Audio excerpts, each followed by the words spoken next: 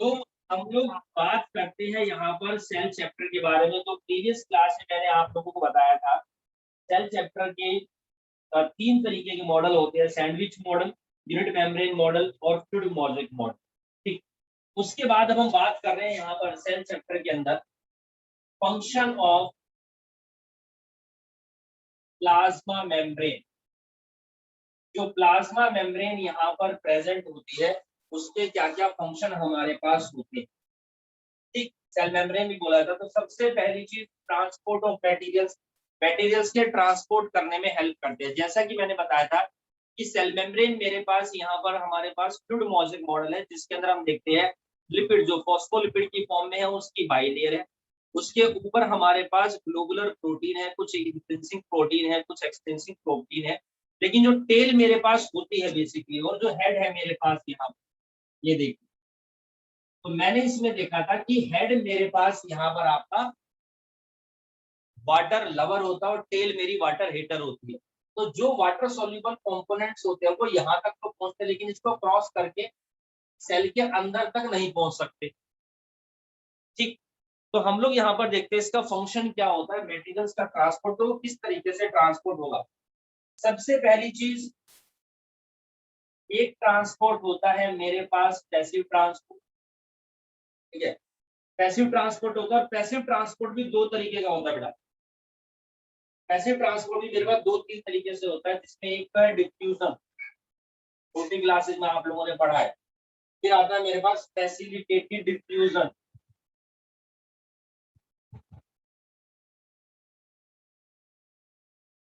और फिर आता है मेरे पास ऑस्मोसिस। तो एक तो मेरे पास पैसिव ट्रांसपोर्ट होता है और दूसरी तरफ होता है मेरे पास एक्टिव ट्रांसपोर्ट। ठीक है, एक पैसिव ट्रांसपोर्ट है, एक एक्टिव ट्रांसपोर्ट है। ये मेरे पास सेल है जिसके अंदर ये मेरी सेल मेम्ब्रेन हो गई, सबसे बाहर वाली मेरे पास ये सेल वॉल है, और हम लोग क्या देखते हैं कुछ कंपोनेंट्स यहाँ से सेल वॉल सेल मेम्ब्रेन को क्रॉस करके सेल के इनर साइड में कैसे पहुंचते हैं, हाउ इट इज पॉसिबल, किस तरीके से मटेरियल का ट्रांसपोर्ट होता है। तो ट्रांसपोर्ट होने में सेल मेम्ब्रेन तो हेल्प भी करती है, सबसे पहली चीज तो यही है। ठीक है, लेकिन हम लोग क्या देखते हैं कुछ कंपोनेंट्स ऐसे होते हैं जो वाटर सॉल्युबल है और कुछ होते हैं फैट सॉल्युबल।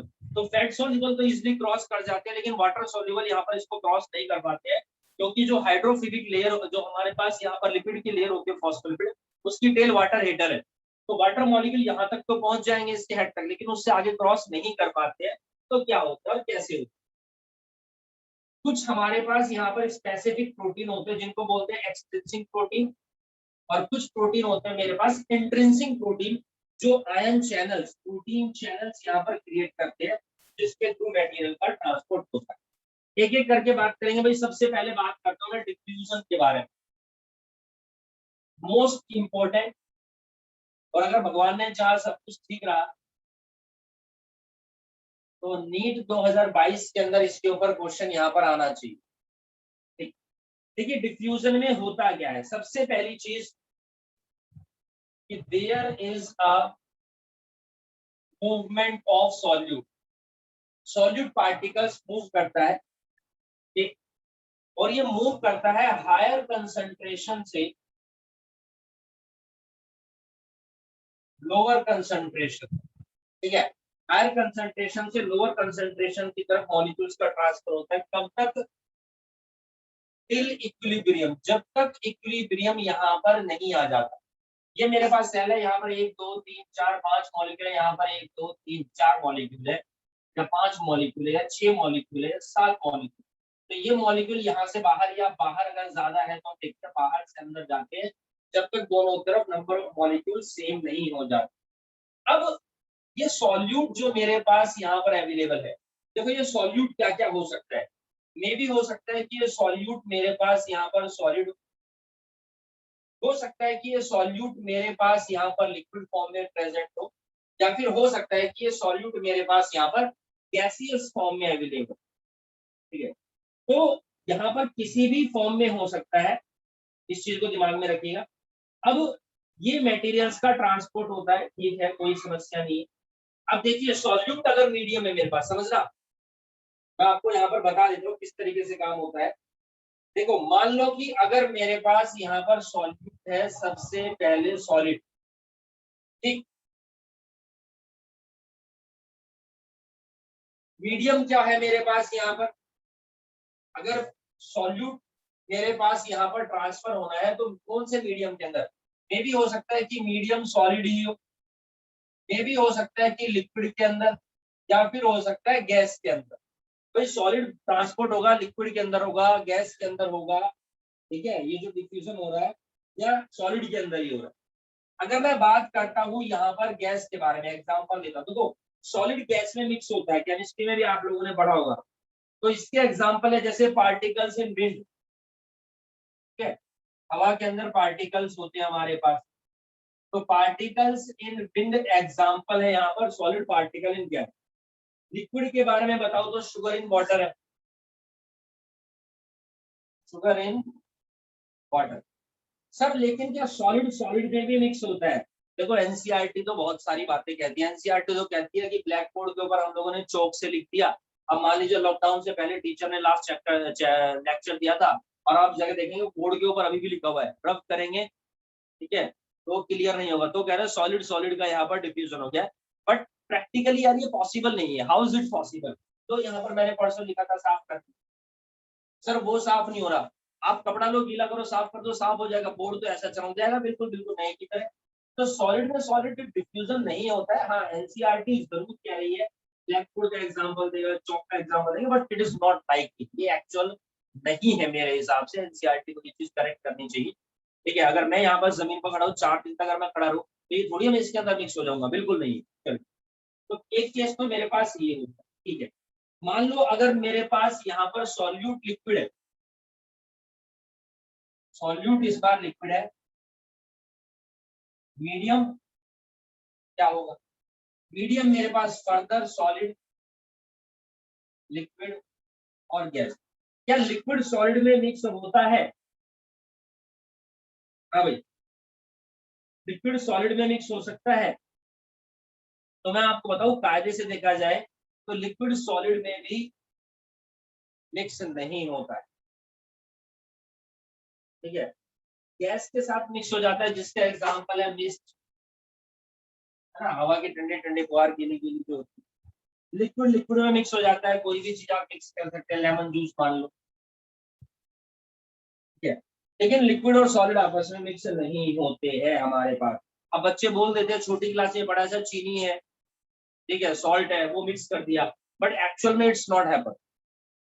वो हमारे पास भले ही इस समय देखो वो सॉलिड नहीं है, वो बेसिकली क्रिस्टल है, वो क्रिस्टल फॉर्म में है, ठीक है, तो हम उनको बोल सकते हैं, बट एक्चुअल में वो सॉलिड नहीं है। तो इसके साथ हम ये कहते हैं कि मिक्स नहीं होता। गैस गैस के साथ मिक्स होती है, एयर है, गैस लिक्विड के साथ मिक्स होता है, कोल्ड ड्रिंक है, क्या गैस सॉलिड के साथ मिक्स होती है?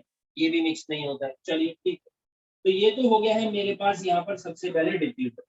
अब वो कौन कौन से फैक्टर्स है जो डिफ्यूजन के रेट को अफेक्ट करते हैं? Factors affect rate of diffusion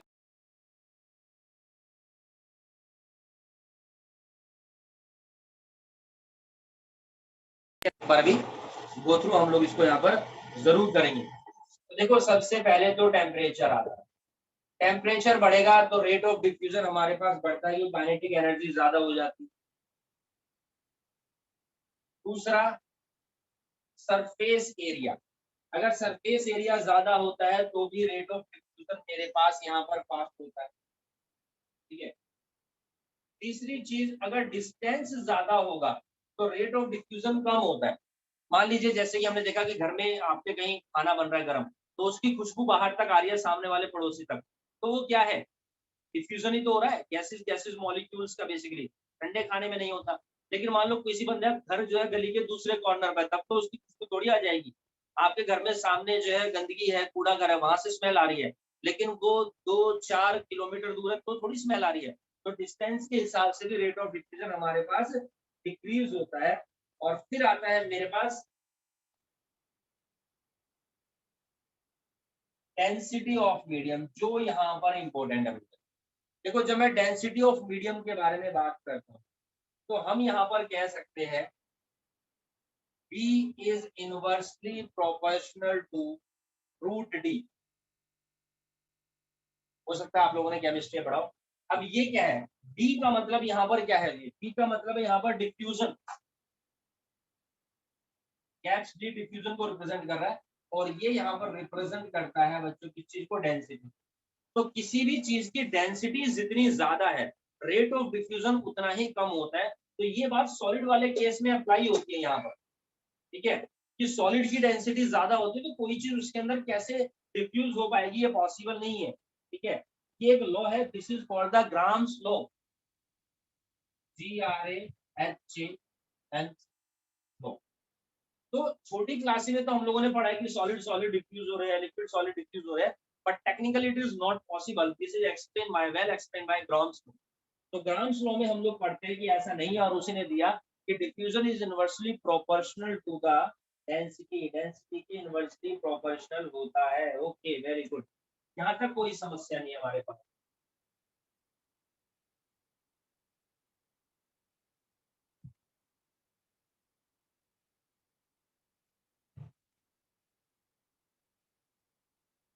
ठीक है, यहाँ तक अगर किसी बच्चे को कोई भी डाउट हो,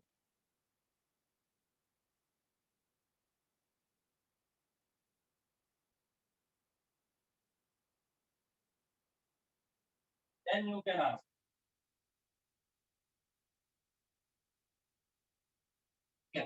बहुत सिंपल बात है, मुझे हिसाब से किसी को कोई डाउट होगा नहीं यहाँ पर। प्रोग्रेस, देखो जब मैं एक्टिव ट्रांसपोर्ट के बारे में बात करता हूँ तो इसके अंदर क्या क्या चीजें, सबसे पहले तो इसके अंदर होता है मेरे पास sodium and potassium pump. Active transport में क्या होता था, transfer of molecule from lower concentration to higher concentration, और जिसमें एनर्जी की रिक्वायरमेंट होती है, हम लोगों ने यही पढ़ा है, ठीक है। लेकिन हम लोग क्या देखते हैं कि जो मेरे पास यहाँ पर सेल मेम्ब्रेन है, ठीक है, मैं सेल मेम्ब्रेन का आपको छोटा सा यहाँ पर डायग्राम बना करके दिखाता हूँ। देखिए ये मेरे पास लिपिड बाइलेयर है, ये लिपिड मॉलिक्यूल,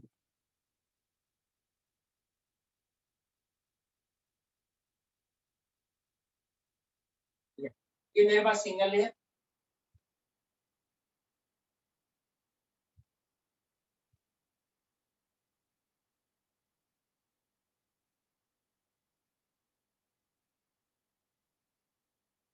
ये मेरे पास यहाँ पर इसकी डबल लेयर है।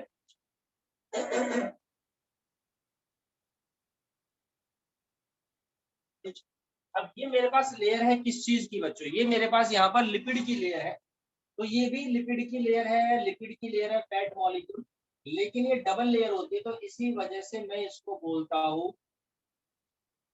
फॉस्फोलिपिड। सर ये डबल लेयर है इस वजह से इसको फॉस्फोलिपिड बोला जाता है? जी नहीं, इसको इस वजह से बोला गया क्योंकि इसके अंदर हेड भी है और टेल भी है। तो हेड हमारे पास हम लोग यहाँ पर देखते हैं कि हमारा वाटर लवर है, और टेल हमारे पास वाटर हीटर है, यानी कि जिसके अंदर हाइड्रोफोबिक और प्लस हाइड्रोफिलिक दोनों कंपोनेंट्स, दोनों स्ट्रक्चर्स प्रेजेंट है, वो मेरा यहाँ पर फॉस्फोलिपिड कहलाता है। Okay okay.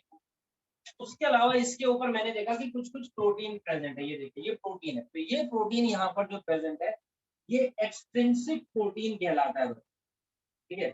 This is called the extrinsic protein, ये हमारे पास यहाँ पर एक्सट्रिंसिक प्रोटीन। यहाँ पर ये मेरे पास बीचों बीच इंट्रिंसिक प्रोटीन होता है। अब ये इंट्रिंसिक प्रोटीन है जो या तो पार्शली या फुल्ली पूरा का पूरा इसके अंदर डिप होता है, इमर्ज होता है, इम्पैरिड होता है, ठीक है। तो ध्यान से देखो ये इस तरीके की स्ट्रक्चर है, this is the inner side, ये इनर साइड है सेल की। ये मेरे पास क्या हो गई, ये मेरे पास यहाँ पर सेल मेम्ब्रेन है, and this is the outer side. अब मैं बोल रहा हूँ कि यहाँ पर क्या था, सोडियम और पोटेशियम पंप होते हैं, समझ रहे हैं?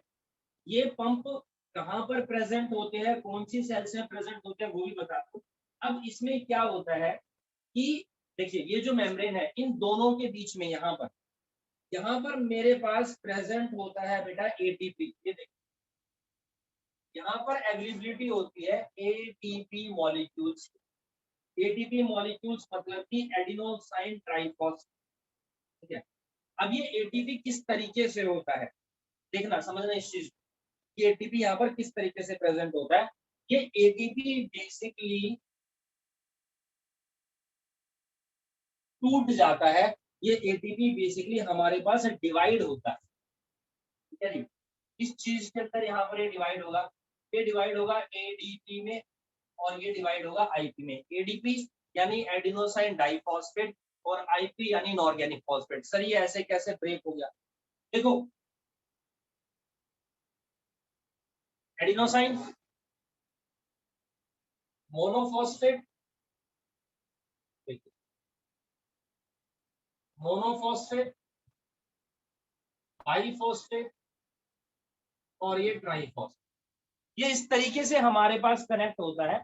लेकिन मैं आपको देखता हूँ यहाँ पर देखो ये बॉन्ड होते हैं इनके बीच में, बट ये जो बॉन्ड्स है basically these are the wavy bond, ठीक है। ये इस तरीके से वेवी बॉन्ड्स होते हैं और ये वेवी बॉन्ड्स थोड़े से हमारे पास वीक होते हैं। तो एक्टिव ट्रांसपोर्ट में क्या होता है बेसिकली कि एटीपी मेरा यहाँ पर डिवाइड हो जाता है, एटीपी यहाँ पर डिवाइड होता है एडीपी प्लस आईपी में, जिसकी वजह से यहाँ पर एनर्जी रिलीज होती है। और इस एनर्जी के कारण मैं देखता हूँ यहाँ पर क्या होगा बच्चों, अंदर वाली साइड से देखना, अंदर वाली साइड से 3 सोडियम आयन जाएंगे बाहर की तरफ और बाहर से 2 पोटेशियम आयन आएंगे मेरे पास inner side. Okay okay okay, इस तरह के पंप हाँ सर देखे तो है, ये कहाँ प्रेजेंट होते हैं बेसिकली,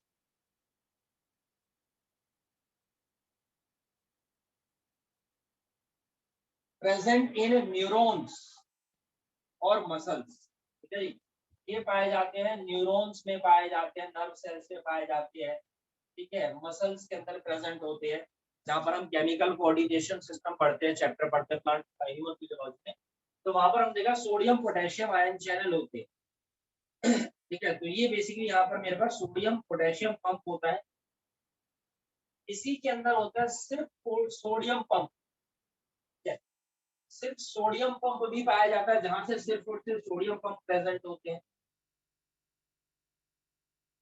सिर्फ पोटेशियम पंप भी पाया जाता है, ठीक है, सिर्फ पोटेशियम पंप भी प्रेजेंट है। तो ये sodium pump potassium pump neurons में मसल से पाए ही जाते हैं। उसके अलावा कहीं कहीं पर होता है मेरे पास कैल्शियम आयन पंप भी होता है, ठीक है।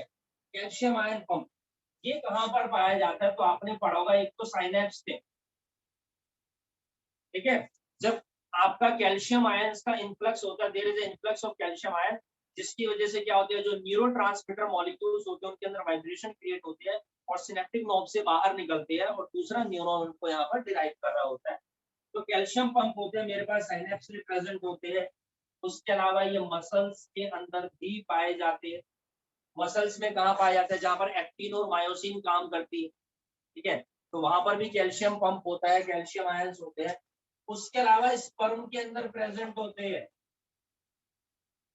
ठीक है। स्पर्म के अंदर भी कैल्शियम आयन प्रेजेंट होते हैं, जहां पर मैंने आपको बताया था fast block to check polyspermy या फिर slow block to check polyspermy. During the जब स्पर्म फीमेल रिप्रोडक्टिव ट्रैक्ट के अंदर एंट्री मारता है, तो ऐसा नहीं वो जाके फर्टिलाइज कर देगा, अभी वो स्पर्म मैच्योर नहीं है, उसको मैच्योरिटी फीमेल रिप्रोडक्टिव ट्रैक्ट के अंदर मिलती है, जहां पर एक प्रोसेस होती है जिसको हम बोलते हैं कैपेसिटेशन। तो वहां पर क्या होता है, कैल्शियम आयन का इन्फ्लक्स होता है। तो क्यों होता है, क्योंकि वहां पर कैल्शियम पंप प्रेजेंट है। और उसके अलावा हमारे पास नेफ्रॉन के अंदर, किडनी ट्यूब्यूल्स के अंदर वहां पर नेफ्रॉन में, तो वहां पर हमारे पास क्या होता है, तो वहां पर कैल्शियम पंप प्रेजेंट होता है। सो this is all about the active transport.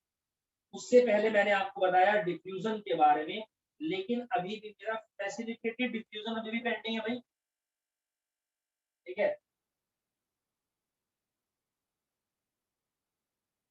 Facilitated diffusion मेरा अभी भी पेंडिंग है, ठीक है। तो फैसिलिटेटेड डिफ्यूजन डिफ्यूजन भी बेसिकली आप लोगों ने पढ़ा हुआ है बहुत अच्छे से। फैसिलिटेटेड डिफ्यूजन के अंदर क्या होता है, नो एटीपी रिक्वायर्ड, इसके अंदर किसी भी तरह के एटीपी की रिक्वायरमेंट नहीं होती, जैसे यहाँ पर है there is a no ATP required. फिर क्या चाहिए होता है, only carrier protein, only carrier protein की रिक्वायरमेंट होती है वहां पे सिर्फ इस तरह की आपके कैरियर प्रोटीन हो, बात हमारी बन जाएगी, कोई समस्या नहीं है। कैसे बन जाएगी सर, तो देख लो दोबारा मेरे पास again this is a lipid bilayer, यानी कि फॉस्फोलिपिड है हमारे पास, दोबारा से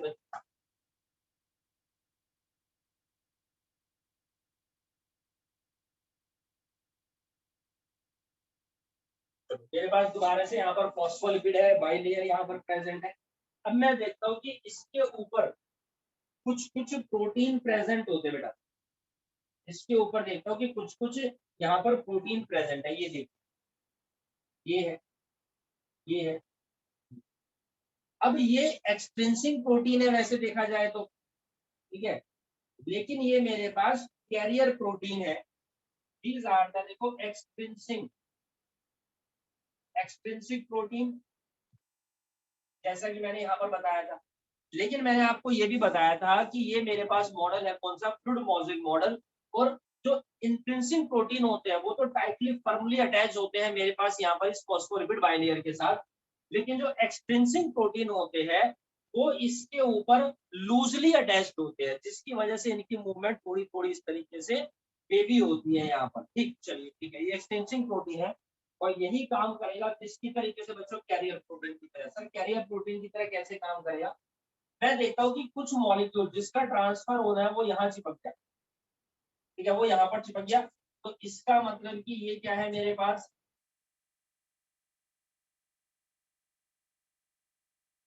this is the carrier protein, ठीक है, this is the carrier protein.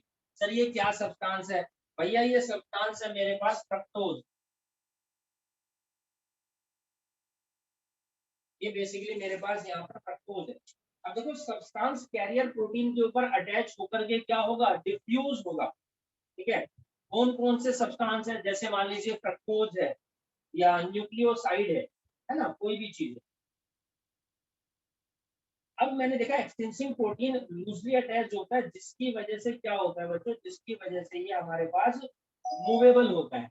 लेकिन अब यहाँ पर होगा क्या, ये डायरेक्टली यहाँ पर इस तरीके से नहीं पहुंच सकता है, ये डायरेक्टली यहाँ पर नहीं पहुंच सकता है। क्यों, क्योंकि जो टेल मेरे पास है, ये मेरे पास क्या है, वाटर हीटर है। ये मेरे पास यहाँ पर क्या है बच्चों, वाटर हीटर है।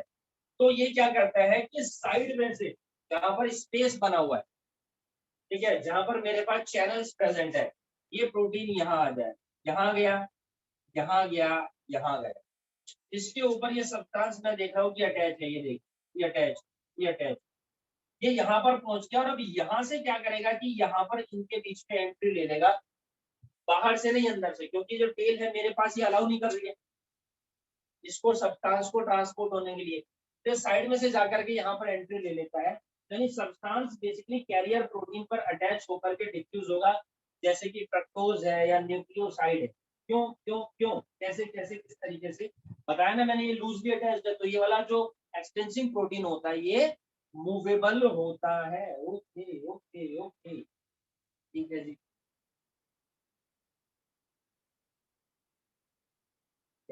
जैसे आप लोगों ने पढ़ा है क्लोरोप्लास्ट के अंदर प्रोटॉन पंप बनता है, H पॉजिटिव आयन पंप बनता है, ठीक है, कैमियो ऑस्मोटिक हाइपोथेसिस में कुछ कुछ ठीक उस तरीके से हमारे पास यहाँ पर ये काम। अच्छा, उसके बाद फैसिलिटेटेड डिफ्यूजन के बाद एक और चीज के हमारे पास, this is called the osmosis. Interesting topic हमारा अगला होगा, सेल वॉल होगा, लेकिन ये बेसिक बहुत क्लियर होने चाहिए। तो ऑस्मोसिस का मतलब क्या होता है, वहां पर तो सॉल्यूट हो रहा था, लेकिन ऑस्मोसिस में क्या होता है, मूवमेंट ऑफ सॉल्वेंट। ऑस्मोसिस में क्या हो रहा है, there is a movement of solvent. अगर मैं मूवमेंट ऑफ सॉल्वेंट बोल रहा हूँ, यानी कि वाटर सब्सटेंस की बात चल रही है, ये यहाँ पर चाहिए, ठीक है। अब देखिए इसमें क्या चीज होती है, transfer of water molecule from higher concentration to lower concentration across a semi permeable membrane. और कब तक, जब तक इक्विलिब्रियम वाली स्टेट नहीं आता, एक तो ये तरीका है, या फिर मैं कह सकता हूँ कि the movement of molecules from dilute to concentrated condition, समझ रहे? डाइल्यूट टू कंसंट्रेटेड, डाइल्यूट मतलब जहां पर पानी है, और कंसंट्रेटेड जहां पर पानी नहीं है। टेक्निकली मैं डेफिनेशन बता रहा हूँ, तो इस तरीके से ये ट्विस्ट हो जाती है। या फिर मैं कह सकता हूँ movement from hypotonic to hypertonic, hypotonic यहाँ पे जहाँ पे ज्यादा वाटर है, और हाइपरटोनिक हाइपोटोनिक से हाइपरटोनिक में जाता है। ठीक, चलिए ठीक है, ठीक ठीक है, कोई इशू। अब आप लोगों से इससे पहले एक छोटा सा क्वेश्चन, ठीक है, आप लोगों से इससे पहले क्वेश्चन पूछता हूँ। मान लो मेरे पास ये कंटेनर है, ठीक है भाई, और यहाँ पर 1000 मॉलिक्यूल है वाटर के, मेरे पास 1000 मॉलिक्यूल्स ऑफ वाटर, ठीक है, ए में, और बी साइड में भी 1000 मॉलिक्यूल्स ऑफ वाटर है, यानी दोनों तरफ इक्विलिब्रियम कंडीशन है, दोनों तरफ वाटर मॉलिक्यूल्स का ट्रांसफर होता है। बीच में मेरे पास ये सेमी परमेबल मेम्ब्रेन है, this is the semi permeable membrane, ठीक है, मैसेज करने के लिए तैयार रहिएगा। अब मैं देखता हूं यहाँ पर कि यहाँ पर इसके अंदर 100 मॉलिक्यूल सॉल्ट के डाल दिए मैंने, 100 मॉलिक्यूल यहाँ पर मैंने सॉल्ट के डाल दिए, और इस तरफ मैंने 200 मॉलिक्यूल डाले हैं साल्ट, ठीक है। अब ये बताइए कि यहाँ पर जो ट्रांसफर होगा मॉलिक्यूल्स का, वो ए टू बी होगा या बी टू ई होगा? फटाफट फटाफट मैसेज डालिए, ए टू बी साइड में होगा या बी टू ए साइड में हो गया?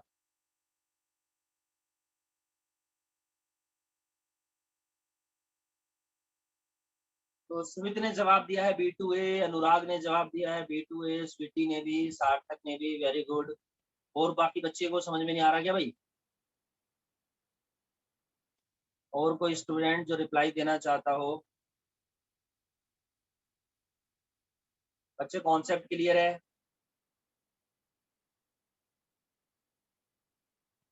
चलिए मैं आपको बताता हूँ। तो बिल्कुल सही जवाब है कि ट्रांसफर ऑफ मॉलिक्यूल्स जो है वो बेसिकली बी टू ए होगा। हाँ अंश, आप कुछ कहना चाहते हैं? रिप्लाई मैसेज डाल सकते हैं।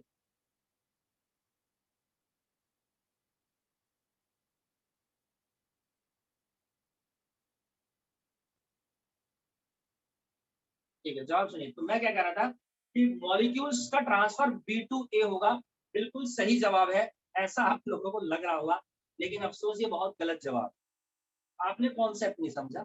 मैंने बोला है the transfer of molecule from higher concentration to lower concentration. अब देखिएगा, अगर यहाँ पर पहली बात तो वाटर की कंसंट्रेशन दोनों तरफ बराबर ही है, दोनों तरफ बराबर ही, आप पता नहीं बी टू ए क्यों बोल रहे हैं। और मैंने बोला कि यहाँ पर मूवमेंट ऑफ सॉल्वेंट होती है, यानी वाटर की मूवमेंट होती है। अब अगर 1000 मॉलिक्यूल वाटर के हैं और 100 मॉलिक्यूल सॉल्ट के हैं, तो इसका मतलब कि 100 molecule of salt 100 molecule of water के साथ मिक्स हो जाएंगे, यानी कि वाटर की अवेलेबिलिटी, कितने फ्री वाटर मॉलिक्यूल्स है मेरे पास? ओनली 900। कितने फ्री वाटर मॉलिक्यूल? तो 900 है। और दूसरी तरफ कितने फ्री वाटर मॉलिक्यूल है? 800 H2O मॉलिक्यूल है। तो वाटर की कंसंट्रेशन बी साइड में ज्यादा है, ए साइड में ज्यादा है? यहाँ पर ए साइड में ज्यादा है, तो transfer of molecule A to B side में होगा, ना कि बी टू ए होगा बच्चों, क्योंकि free molecules of water A side में मेरे पास ज्यादा है और बी साइड में कम है। Got it? That is clear to all of you? ये बात समझ में आई? चलिए,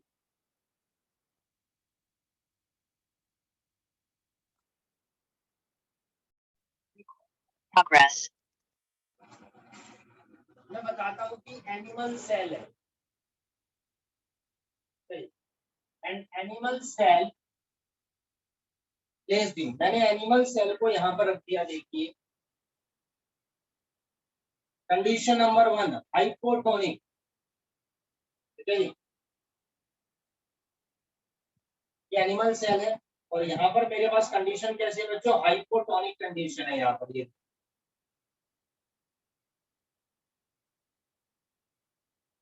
ठीक है, ये हाइपोटोनिक कंडीशन है।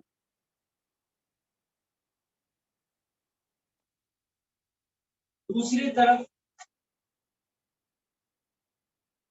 मैंने एनिमल सेल को यहाँ पर प्लेस कर दिया किसके अंदर दी? हाइपरटोनिक के अंदर, ये हाइपरटोनिक है, ये वाला मेरा बाहर जो है वो हाइपोटोनिक हो, ये अभी देखेंगे इस चीज को भी समझेंगे।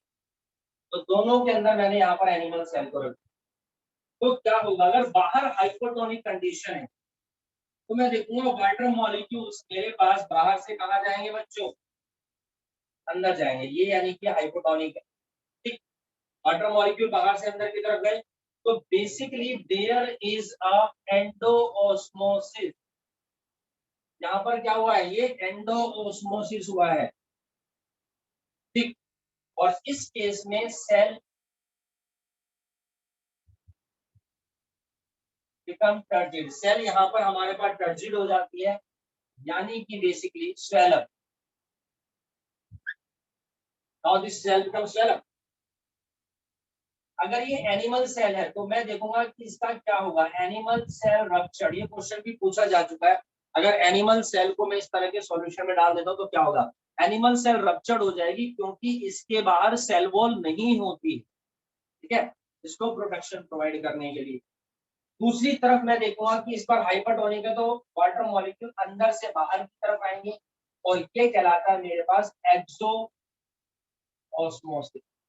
This condition is termed as exosmosis.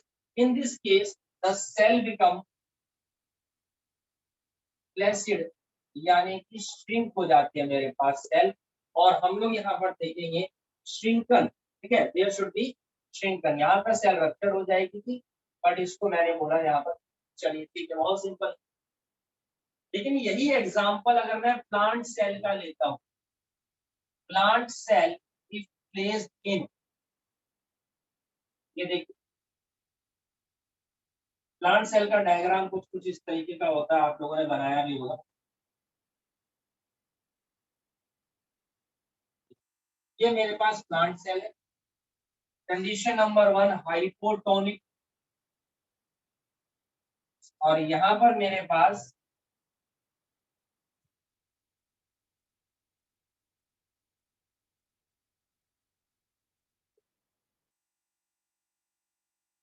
Hypertonic condition है। ठीक है, ये कंडीशन मेरे पास यहाँ पर बच्चों हाइपरटोनिक। अब मैं क्या देखूंगा कि वाटर मॉलिक्यूल क्या होंगे, बाहर से अंदर की तरफ, यहाँ बिल्कुल सही बात है, यानी कि इसमें भी एंडो ऑस्मोसिस होगा, बिल्कुल होगा।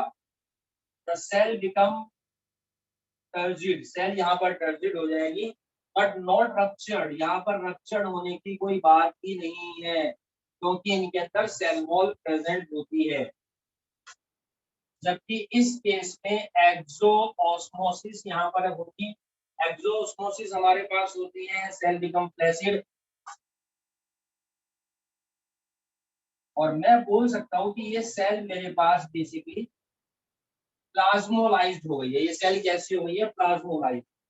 क्यों, क्योंकि देखो सेल का साइज चेंज नहीं होता है, सिर्फ साइटोप्लाज्मिक कंटेंट जो होता है सिर्फ वो शिफ्ट होता है। मतलब सर कैसे, देखिए मैं आपको बताता हूँ यहाँ पर, जैसे सेल है और आपको पता है ये प्लांट सेल, इसके अंदर ये मेरे पास वैक्यूल है, ये यहाँ पर इसका न्यूक्लियस।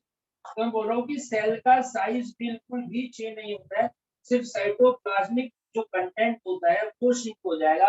ये साइटोप्लाज्मिक कंटेंट इस तरीके से शिफ्ट हो जाएगा क्योंकि वाटर बाहर जा रहा है यहाँ से, तो वैक्यूल छोटा हो जाएगा, बाकी कंपोनेंट है या साइटोप्लाज्म थोड़ा सा लिक्विड बाहर जाता है, तो इसके कंपोनेंट श्रिंक हो जाते हैं। तो इजिली यहाँ पर एक तरीके से सारी ऑर्गेनिल्स प्रेजेंट होती है, बस साइटोप्लाज्मिक कंटेंट श्रिंक होता है, तो दिस इज कॉल्ड द एक्सोऑस्मोसिस, यहाँ पर ये चीज। ठीक है, ठीक है, ठीक है। अब हमें ना यहाँ पर देखो एक चीज और पढ़नी बहुत जरूरी है, दो बातें हैं, इसके ऊपर एक क्वेश्चन आ रखा है नीट के अंदर ही। एक तो प्रोसेस हो गई यहाँ पर फैगोसाइटिक, यानी फैगोसाइटोसिस, जैसे अमीबा करता है या डब्ल्यूबीसी करती है, कोई भी पैथोजन है सूडोपोडिया निकाले और उसको इंगल्फ कर दे। तो यानी कि जब सॉलिड पार्टिकल्स का इंटेक होता है, बेसिकली हम कह सकते हैं कि जब भी इंटेक ऑफ सॉलिड होता है, इंटेक ऑफ सॉलिड पार्टिकल, वो मेरा फैगोसाइटोसिस कहलाता है। लेकिन एक टर्म और होती है, this is called the pinocytosis. एक टर्म और है मेरे पास, पिनोसाइटोसिस है। पिनोसाइटोसिस में क्या होता है, इस केस में लिक्विड की इंगल्फिंग होती है। मान लीजिए सेल, ठीक, अब यहाँ पर ये लिक्विड कंटेंट बेसिकली प्रेजेंट होता है, तो हम लोग क्या देखते हैं, ये सेल इस तरीके का एक कंटेनर बना लेती है जिसको मैं बोलता हूँ यहाँ पर कैवियोला, ठीक है, जिसको हम बोलते हैं यहाँ पर क्या, कैवियोला। और ये लिक्विड यहाँ पर इसके अंदर फिल आ जाता है, फिल हो जाता है बेसिकली। तो cell with cell wall can not perform endocytosis या एक्सोसाइटोसिस। तो एनिमल एंड प्रोटिस्टा के अंदर हम देखते हैं कि बेटा ये वाली प्रोसेस होती है बेसिकली। तो पिनोसाइटोसिस में क्या होता है, लिक्विड आता है basically, this is called the, जो लिक्विड कंपोनेंट है, this is called the pinosome. और ये प्रोसेस कहलाती है मेरे पास पिनोसाइटोसिस। ये प्रोसेस मेरे पास यहाँ पर पिनोसाइटोसिस, ठीक है। तो दो प्रोसेस मैंने यहाँ पर पढ़ी है, एक फैगोसाइटोसिस है, ठीक, और एक है पिनोसाइटोसिस। तो ये कब होती है बेसिकली, जब मटेरियल्स का इनटेक होता है। ये तो हम लोगों ने एंडोस्मोसिस एक्सोसोसिस पढ़ा। हम देखते हैं जब एंडोसाइटोसिस होता है, यानी सेल के अंदर मटेरियल आ रहा है ना, this is called the endocytosis. ये दो तरीके का है, फैगोसाइटिक है और पिनोसाइटोसिस। फैगोसाइटोसिस में हम ये बोलते हैं बेसिकली कि सेल ईटिंग, और यहाँ पर बोलते हैं सेल ड्रिंकिंग। जो क्वेश्चन आता है ना ट्विस्टेड को, यही आता है, सेल ड्रिंकिंग किस कंडीशन में है, सेल ईटिंग किस कंडीशन में है। तो सेल ड्रिंकिंग मतलब पिनोसाइटोसिस, ठीक है, और सेल ईटिंग मतलब की फैगोसाइटोसिस। तो यहाँ पर हमारे पास फॉर्मेशन हो गई पिनोसोम की। ठीक इसी तरीके से जब सॉलिड कंटेंट आता है तो फॉर्मेशन होती है मेरे पास फैगोसोम की, उसको हम बोलते हैं यहाँ पर फैगोसोम, जो सॉलिड पार्टिकल्स हमारे पास इनटेक हुआ है, ठीक है। और एंडोसाइटोसिस को ही बोला जाता है बल्क ट्रांसपोर्ट, जब मटेरियल बाहर से अंदर आता है। अगर मेरे पास एक्सोसाइटोसिस होता है, यानी कि अंदर से बाहर जाता है, तो हम ये भी बोलते हैं सेल वॉमिटिंग, सेल उल्टी कर रही है, this is also called cell vomiting. तो बेसिकली एक तो वेस्ट मटेरियलाइजेशन होता है सेल से थ्रू प्लाज्मा मेम्ब्रेन, जिसको हम एक्सोसाइटोसिस बोलते हैं। बट कई बार क्या होता है, यूजफुल मटेरियल का भी एक्सोसाइटोसिस होता है, तो हम उसको उस समय सीक्रेशन बोलते हैं कि this component secrete this type of enzyme या दिस टाइप ऑफ हार्मोन, तो हमारा सीक्रेशन कहलाता है उस केस में। So this is all about the function of plasma membrane, this is all about the function of cell membrane. ये हमारे पास हो चुका है। और अब हम लोग यहाँ पर पढ़ेंगे सेल वॉल के बारे में। जैसे कि मैंने आपको बताया था कि सेल के जो सेल एनवलप होता है, तो सबसे अंदर सेल मेम्ब्रेन, फिर सेल वॉल आती है, और फिर सबसे आउटर लेयर होती है जिसको हम बोलते हैं ग्लाइकोप्लास्ट। तो हम लोगों ने अंदर से स्टार्टिंग करी थी, यानी कि सेल मेम्ब्रेन। अब मैं बात करूंगा सेल वॉल की, फिर हम बात करेंगे ग्लाइकोकैलिक्स की। तो सेल वॉल के बारे में भी अभी हम बात करेंगे थोड़ी सी, ठीक है। चलिए अब मैं बात करता हूँ बच्चों यहाँ पर सेल वॉल के बारे में। देखो, जब मैं सेल वॉल के बारे में बात करता हूँ तो हम लोग यहाँ पर देखते हैं जैसे 5 तरीके की मेरे पास लाइफ है। मोनेरा है, प्रोटिस्टा है, फंजाई है, प्लांट है और एनिमीलिया है। तो मोनेरा के अंदर सेल वॉल होती है, जी हाँ बिल्कुल पाई जाती है, तो हम लोगों ने पढ़ी है। और प्लांट्स के अंदर सेल वॉल पाई जाती है, एनिमल्स के अंदर कोई सेल वॉल नहीं होती, फंगस के अंदर सेल वॉल पाई जाती है। कुछ कुछ प्रोटिस्टेंट्स भी होते हैं जिनके अंदर सेल वॉल बेसिकली पाई जाती है, ठीक है। तो यानी कि एक तो प्रोकैरियोट्स के अंदर है भाई, प्रोकैरियोट्स के अंदर सेल वॉल पाई जाती है। प्रोकैरियोट्स मतलब कि मेरे पास कौन होगा जी, बैक्टीरिया होगा। तो इनके अंदर जो सेल वॉल होती है वो बनी होती है पेप्टिडोग्लाइकेन की, is made up of peptidoglycan. और पेप्टिडोग्लाइकेन क्या होता है, ये होता है प्रोटीन प्लस में कार्बोहाइड्रेट, क्या प्रोटीन प्लस कार्बोहाइड्रेट से बना होता है। फिर होता है मेरे पास फंगस, फंजाई या फंगी, इसकी सेल वॉल बनी होती है यहाँ पर काइटिन की। Chitin basically tough complex sugar होता है, बट एक्चुअल जो कंपोनेंट है इसके अंदर that is N acetyl glucosamine, N acetyl glucosamine, chitin is made up of this. ये क्या है, ये क्या है, इसके बारे में हम बायोमोलिक्यूल में बात करेंगे। प्लांट्स की सेल वॉल बनी होती है बच्चों सेल्यूलोज की, और cellulose basically is type of glucose. ये मेरे पास एक तरीके का ग्लूकोज है। और जो सबसे कॉमन सेल वॉल है जिसके बारे में हम जिक्र करते हैं, जिसके बारे में हम पढ़ते हैं, वो प्लांट सेल है। तो हम प्लांट सेल के बारे में ही यहाँ पर जिक्र करेंगे। देखो जैसा कि मैं आपको बताऊं, सेल वॉल के अंदर कोई भी मेटाबॉलिक एक्टिविटी नहीं होती। There is no metabolic activity in cell. Cell wall के अंदर कोई भी मेटाबॉलिक एक्टिविटी नहीं होती है। तो सेल वॉल हम लोग कह सकते हैं it is a non living structure.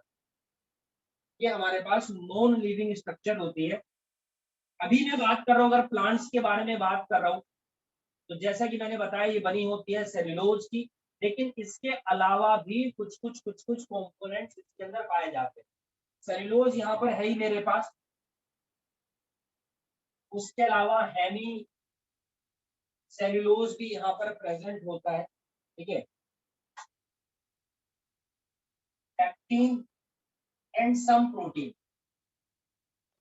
कुछ प्रोटीन भी बेसिकली यहाँ पर प्रेजेंट होता है। अब सेल्यूलोज बेसिकली कहाँ से आता है? सेल्यूलोज को बनाती है प्लाज्मा मेम्ब्रेन। प्लाज्मा मेम्ब्रेन की हेल्प से सेल्यूलोज बन जाता है। हेमी सेल्यूलोज कौन बनाता है? ये क्वेश्चन पूछा जाता है। Hemicellulose formed by Golgi bodies. ठीक है, और गोल्जी बॉडी जो प्लांट सेल के अंदर होती है उन्हीं को हम बोलते हैं डिप्टियोसोम्स। गोल्जी बॉडीज को ही डिप्टियोसोम्स यहाँ पर बोला जाता है। ठीक है, तो सेल्यूलोज बनाएगा प्लाज्मा मेम्ब्रेन, हेमी सेल्यूलोज बनाता है प्लांट की गोल्जी बॉडीज यानी कि डिप्टियोसोम बनाता है। ठीक है ठीक है ठीक है, पूरी। अच्छा, प्रोकैरियोटिक्स में सेल वॉल है, फंजाई में, प्लांट्स में। एक स्पेशल केस है बच्चों यहाँ पर एल्गी का भी। ठीक है, एक स्पेशल केस है यहाँ पर एल्गी का, कि एल्गी के अंदर भी यहाँ पर सेल वॉल पाई जाती है। ओ वाओ, एल्गी के अंदर भी सेल वॉल होती है, जी हाँ। तो एल्गी की cell wall made up of what? Generally हम इनके बारे में तो पढ़ लेते हैं, बट एल्गी का नहीं पता होता है। तो एल्गी की सेल वॉल बनी होती है यहाँ पर सेल्यूलोज की, गैलेटेंस की, मैनन्स की, एंड CaCO3 कैल्शियम कार्बोनेट। ये ऑर्गेनिक कंपाउंड्स हमारे पास, अगर आप इनके बारे में पूछें। ठीक है, चलिए ये बात समझ में आ गई है। अब देखो सेल वॉल प्लांट के अंदर पाई जाती है। It is a common wall shared by two cell. हाँ जी, क्या कह रहे हो सर? देखिए मैं डायग्राम बनाता हूँ, डायग्राम से आपको यहाँ पर बिल्कुल सब कुछ क्लियर हो जाएगा। ठीक है, तो चलिए मैं कह रहा हूँ प्लांट सेल वॉल। तो देखिए इस तरह की स्ट्रक्चर होती है।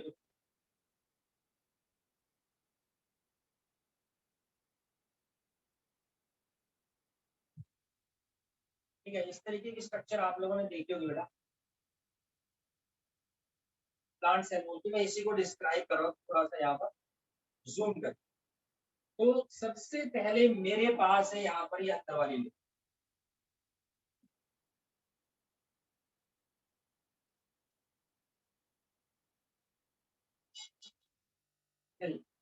अब समझिएगा, सबसे पहले मेरे पास जो है यहाँ पर सबसे अंदर वाली लेयर यहाँ पर प्रेजेंट, ठीक, जिसको हम लोग यहाँ पर बोलते हैं बच्चों प्राइमरी सेल वॉल। तो ये है मेरे पास यहाँ पर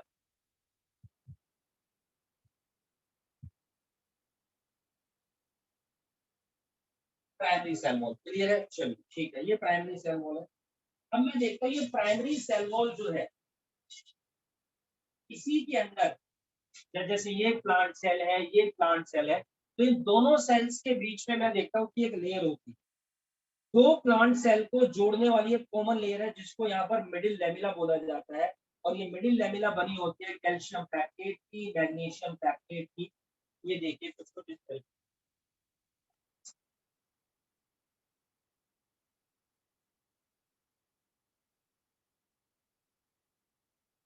यहाँ पर एक लेयर है जो दो प्लांट सेल को, देखो एक प्लांट सेल यहाँ पर, देखो अगर मैं इसी को कंप्लीट करता हूँ, समझना, तो मेरे पास इस तरीके से सेल है।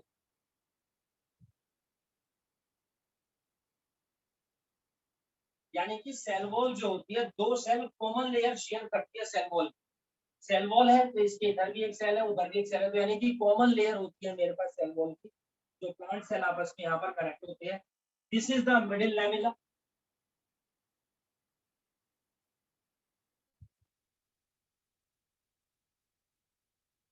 और ये मिडिल लैमेला यहाँ पर बनी होती है किस चीज की भाई?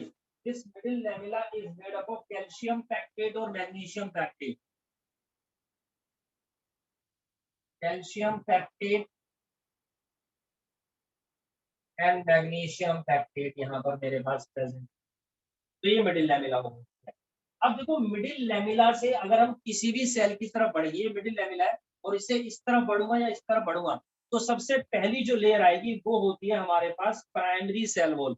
और बिल्कुल यही है, यही प्राइमरी सेल वॉल है। तो सबसे पहली लेयर प्राइमरी सेल वॉल होती है और उस पर सेल की इलोंगेशन काफी अच्छी होती है। सेल की जो इलोंगेशन होती है वो प्राइमरी सेल वॉल की वजह से ही होती है। कैसे मैं सारे कंपोनेंट्स के बारे में यहाँ पर बात कर रहा हूँ, क्योंकि प्राइमरी सेल वॉल के अंदर ही भैया हमारे पास मेरिस्टेमेटिक टिश्यू प्रेजेंट होता है, और जिसकी वजह से प्राइमरी सेल वॉल के अंदर थोड़ी बहुत इलास्टिसिटी होती है, so that can divide easily, बहुत इजिली डिवाइड होता है। अब ये प्राइमरी सेल वॉल जो हमारे पास बनी है, तो मैं देखता हूँ कि इसी के अंदर यहाँ पर ये देखिए, ये कैल्शियम पैक्टेट की लेयर है हमारे पास। लेकिन ये प्राइमरी सेल वॉल बेसिकली किस चीज की बनी होती है बच्चों? ये बनी होती है मेरे पास मैक्रोफिब्रिल सेल्यूलोज की। यहाँ पर मैक्रोफिब्रिल सेल्यूलोज डिपॉजिट है, जिसके कारण इसकी फॉर्मेशन हो रखी है।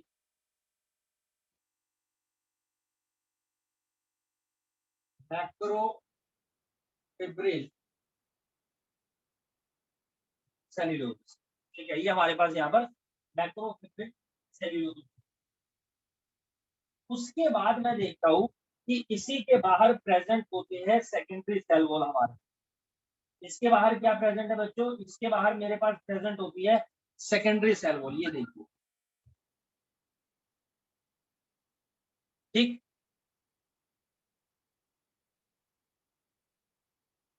This is the secondary cell wall, ये हमारे पास इधर में सेकेंडरी सेल वॉल होती है।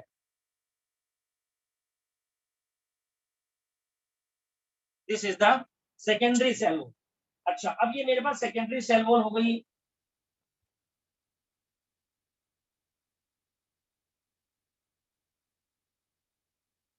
तो देखो अभी भी मैं कह रहा हूँ मिडिल लैमेला से सब सबसे पहले बाहर की तरफ आएंगे। सबसे पहले प्राइमरी सेल वॉल है, उसके बाद मेरे पास यहाँ पर सेकेंडरी सेल वॉल होती है।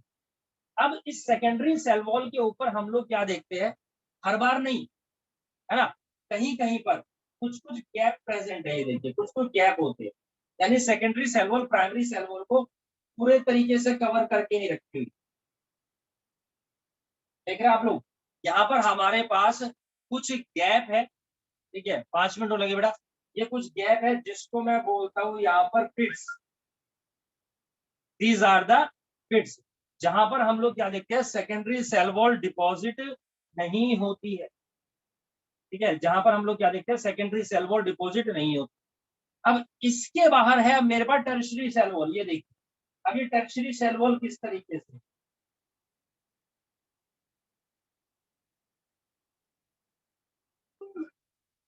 ये देखिए टर्शरी सेल वॉल दोनों तरफ मेरे पास यहाँ पर present.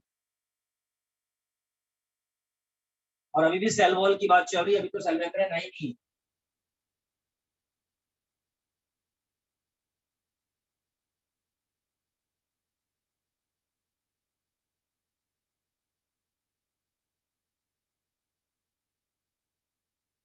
This is the tertiary cell wall, तो मैं आपको यहाँ पे लिख देता हूँ भैया, this is the tertiary cell wall, ये मेरे पास टर्शरी सेल वॉल है। अब बनेगी यहाँ पर सबसे अंदर मेरे पास plasma membrane. Now there is a plasma membrane. अब यहाँ पर मेरे पास बच्चों ये प्लाज्मा मेम्ब्रेन है, ठीक है जी, this is the plasma membrane, ये हमारे पास यहाँ पर प्लाज्मा मेम्ब्रेन। अब जैसे कि मैंने आपको यहाँ पर टर्शरी लेयर बना करके दिखाई है, ये टर्शियरी लेयर यहाँ पर सेकेंडरी लेयर के ऊपर अटैच तो है, इसका काम क्या होता है? देखो टर्शियरी लेयर एक तो मैकेनिकल सपोर्ट प्रोवाइड करती है, इट प्रोवाइड मैकेनिकल सपोर्ट, और ये रिंग लाइक स्ट्रक्चर में होता है। रिंग लाइक स्ट्रक्चर कैसे? मान लीजिए जैसे आपने मान लीजिए ये हमारे पास एक लेयर है और इसके अंदर देखो टर्शियरी लेयर किस तरीके से होगी, इस तरीके हेलिकल फॉर्म में। तो आप ये देखिए टर्शियरी लेयर कहां से अटैच है, this is the tertiary layer, this is the tertiary layer, this is the tertiary layer, this is the tertiary layer, है ना? आपने देखा वो दिवाली पे लैंटर्न हम लोग लगाते हैं, बने बनाए आते हैं मार्केट में, ऐसे बोलो चाइनीज लैंप से खुल जाते हैं। तो सोचो वो इस तरीके से है और उसके अंदर एक रिंग लाइक स्ट्रक्चर होती है, तार होता है जो स्ट्रेंथ प्रोवाइड करता है, मैकेनिकल स्ट्रेंथ, है ना? तो ये भी बेसिकली टर्शियरी सेल वॉल होती है जो एक तरीके से यहाँ पर मेरे को मैकेनिकल सपोर्ट प्रोवाइड कर रहा है इस लेयर को। ठीक, चलिए अब जैसा कि मैंने आप लोगों को बताया कि यहाँ पर जो टर्शियरी सेल वॉल होती है बेटा किस तरीके से काम करते हैं। देखो टर्शियरी, देखो ये सेल वॉल है मेरे पास प्लांट्स की सबसे पहली चीज, और ये कॉमन वॉल है जो शेयर कर रही है दो सेल, इधर भी एक सेल है और इधर भी एक सेल है, ये मेरे पास सेल वॉल है। Cell wall is secreted by cytoplasm of cell. देखो सेल वॉल कहां से आ रहा है, तो basically cell wall is secreted by cytoplasm of cell. Cell की साइटोप्लाज्म यहाँ पर इसको क्या करती है बच्चों, सीक्रेट करती है। सबसे पहली बात तो ये हो गई हमारे। दूसरी चीज ये बनती कब है, it is formed during cytokinesis. जब सेल का डिवीजन होता है तो उस समय इनके अंदर सेल वॉल की फॉर्मेशन होती है। Outermost cell middle lamella हमारे पास एक्सपोज होगी, मतलब सर देखो ये तो दो सेल है, इनके बीच में कॉमन लेयर है। मान लो कि सबसे बाहर वाली सेल अगर हुई, समझ, अगर मान लो सबसे बाहर वाली सेल हुई, लास्ट सेल है बिल्कुल कॉर्नर पर है, तो यानी कि सबसे बाहर तो मेरे पास मिडिल लेमिला ही प्रेजेंट होगी। जी हाँ, तो मिडिल लेमिला जो होता है वो एक्सपोज होता है आउटर मोस्ट सेल के अंदर। फंक्शन क्या होता है सेल वॉल का, रिजिडिटी प्रोवाइड करना and help in transport of water by the process apoplast. इसके बारे में हम लोग प्लांट फिजियोलॉजी में डिटेल में पढ़ेंगे।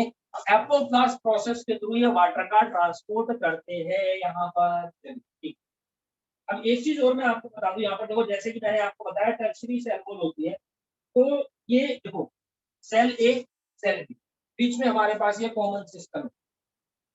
तो टर्शियरी सेल वॉल है यहाँ पर, जैसे कि मैंने बताया सेल वॉल के अंदर प्रेजेंट है सेल्यूलोज है और हेमी सेल्यूलोज, ठीक है। लेकिन टर्शियरी सेल वॉल में क्या होता है कि जो सेल्यूलोज है, हेमी सेल्यूलोज है, ये रिप्लेस हो जाता है किस चीज से बच्चों, लिग्नीन से। ये लिग्नीन से रिप्लेस आपका क्या हो जाता है, रिप्लेस हो जाता है। तो रिप्लेस बाय लिग्नीन जो इम्पीरियस टू वाटर होता है, ठीक है। यहाँ पर लिग्नीन प्रेजेंट है but replace by lignin that is impervious to water. ये एक स्ट्रक्चर है हमारे पास। अब सेल्यूलोज के बारे में मैंने जैसा कि आप लोगों को बताया, सेल्यूलोज यहाँ पर प्रेजेंट होता है, जी हाँ, प्लांट सेल वो सेल्यूलोज की बनी होती है। अब सेल्यूलोज के अंदर मैंने बताया क्या चीज होती है, ग्लूकोज होती है, लेकिन कौन सा ग्लूकोज, ठीक है। इसके अंदर यहाँ पर ग्लूकोज तो है, लेकिन इसके अंदर मैं आपको बताऊं यहाँ पर 6000 मॉलिक्यूल्स प्रेजेंट होते हैं, 6000 डी ग्लूकोज। ये डी ग्लूकोज कौन सा होता है, डी ग्लूकोज होता है बेसिकली डेक्स्ट्रो रोटेटरी। डी से मतलब होता है यहाँ पर डेक्स्ट्रो रोटेटरी, यहाँ पर है। कुछ स्टूडेंट्स की क्लास है तो भैया मुझे लग रहा है कि क्लास थोड़ी सी लंबी जा रही है,